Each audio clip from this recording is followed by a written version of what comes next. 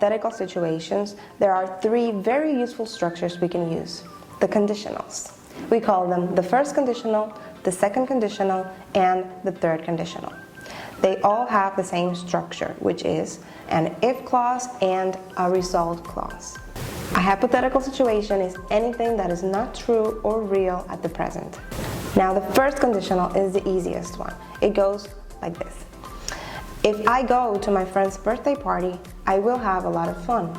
This is a hypothetical situation with a high possibility of happening. Upon hearing it, you could guess that this is a likely situation. It could totally happen. This is not a wish or an attainable dream. It's perfectly possible. The structure for the first conditional goes like this. The if clause has a verb in any present form, and the result clause has a verb in any future form.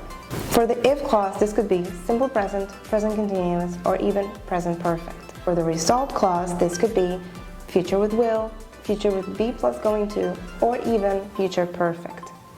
If it rains, I'll have to use my umbrella. If she hears about this, she will be mad.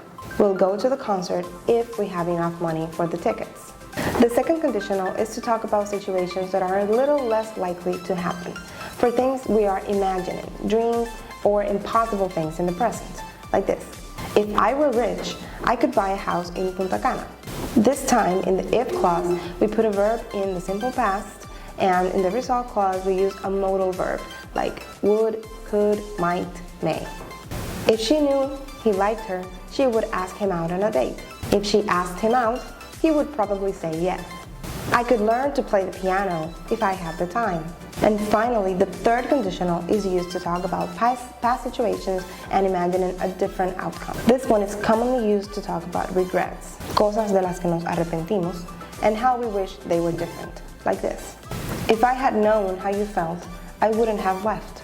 This time the structure is a little trickier, but only because it has more elements. The if clause has the past perfect, which is had plus a verb in past participle form, and the result clause has a modal, would, could, might, plus have plus a verb in past participle form. If she had been here earlier, she might have seen her son's performance. We could have bought the gift if we had arrived on time. So to sum up, the conditionals are used to talk about hypothetical situations, things that are not real right now, but they have differences. The first conditional is to talk about something that is completely possible, that it has a high possibility of happening right now, today, tomorrow, later. The second conditional is for things that are unlikely to happen, dreams, or things that are a little more unattainable.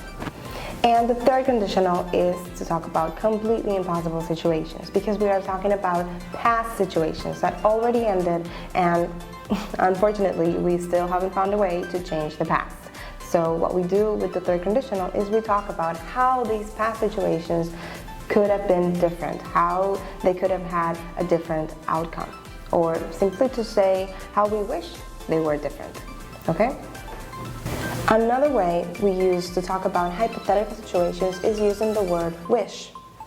Wish is a very versatile verb, and it can also mean want sometimes, but in most cases we use them to talk about how we wish some things were different. So let's imagine a specific situation in the present, something that is real, true right now. I don't have a lot of money, right? So to say how I wish that was different, I could say, I wish I had more money. Okay? I put the verb in the specific, in the present situation that was in the present, I just put it in the past. And I use wish. I wish I had more money. Okay? Some people explain this as going back a tense, but that is not always so clear. Okay? Going back means that if you have something in the simple present, then the next tense is in the simple past. And the next tense after that would be past perfect. Okay? If you have something in the present continuous, the next tense would be past continuous. Okay? That's more or less the logic. So if I were to say a situation in the present continuous like, I am going to London tomorrow. If I wanted to say that I wish that was different, I could say, I wish I wasn't going to London. I wish I wasn't going to London tomorrow. I just changed present continuous to past continuous. I wish I wasn't going to London tomorrow. Okay? Or let's say something happened in the past that I wish I could change. Yesterday I had pizza, for example. If I wanted to express that I wanted to change that, I could say, I wish I hadn't had pizza yesterday. I changed simple past to past perfect.